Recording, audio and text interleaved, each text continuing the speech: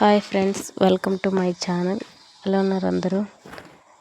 నేనైతే బాగున్నాను, మీరు కూడా బాగుండాలని మనస్ఫూర్తిగా కోరుకుంటున్నా. ఈరోజైతే నేను చేపల పులుసు అండి, గులివిందలు చేపల పులుసు ఎలా ప్రిపేర్ చేస్తారనేది చూపిస్తాను చూడండి. ముందుగా అయితే నేనైతే కళాయి తీసుకొని కళాయి పెట్టుకుని అందులో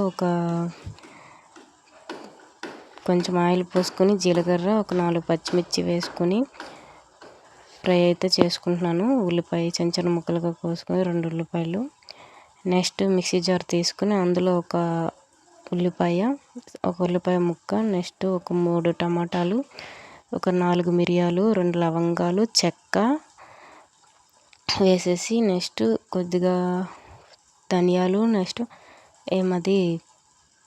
ఎండుమిర్చి అండి, ఒక 2 ఎండుమిర్చి అయితే వేసుకుని మిక్సీ పట్టుకోవాలి.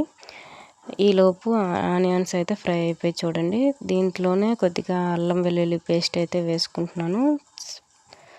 ఒక స్పూన్నర అల్లం వెల్లుల్లి పేస్ట్ అయితే వేసుకొని అల్లం వెల్లుల్లి పేస్ట్ కొద్దిగా పచ్చివాసన పోయేంత వరకు అయితే ఫ్రై చేసుకుంటున్నాను. ఇది ఫ్రై అయిపోయిన తర్వాత నేనైతే ముందుగా అయితే చేపలు కడిగి పెట్టుకున్నానండి.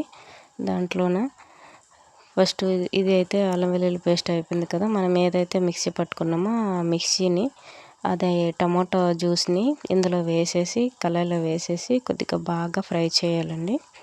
కొంచెం బాగా ఫ్రై అయితే టమాటా అది పచ్చివాసన అయితే పోతుంది, అందుకనేసి బాగా ఫ్రై చేయాలి. ఈలోపు ఒక బౌల్లోన చింతపండు అనేది ఒక పెద్ద సైజు నిమ్మకాయ అంత చింతపండు అయితే తీసుకొని దాన్ని అయితే బాగా కలిపి పిసికేసి పెట్టుకుంటున్నాను. చింతపండు గుజ్జు తీసుకొని ఈ ముందుగా అయితే కడిగి పెట్టుకున్నాం కదా, ఆ చేపలు అయితే కొంచెం కారం, పసుపు, ధనియాల పొడి అయితే వేసేసేలోపు నెక్స్ట్ ఇవైతే మనం టమోటా అయితే బాగా ఉడికిపోయింది కదా, పచ్చివాసన పోయేంత వరకు అయితే ఉడికిపోయిన దాంట్లో ఈ చేపలు అయితే వేసుకుంటున్నానండి. ఇవి పెద్ద సైజు గులివిందలు ఉంటాయి కదా, అవి బాగుంటాయి, టేస్ట్గా ఉంటాయి, ముళ్ళు కూడా ఉండవు, పిల్లలు తింటారు అనేసినని తీసుకున్నాము.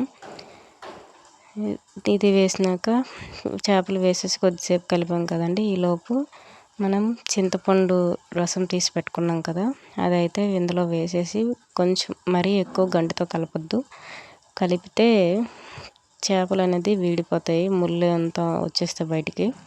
అందుకనేసి నేను నార్మల్గా అటు ఇటు అయితే కదిపేసిన. ఫస్ట్ కదిపేసిన తర్వాత కొద్దిగా కరివేపాకు అయితే వేసుకుంటున్నానండి. ఎందుకు అంటే ఇప్పుడే వేస్తున్నానంటే కరివేపాకు ముందుగంట వేసే కన్నా మధ్యలో వేస్తే కొంచెం ఫ్లేవర్ బాగుంటుంది, స్మెల్ బాగా వస్తుంది.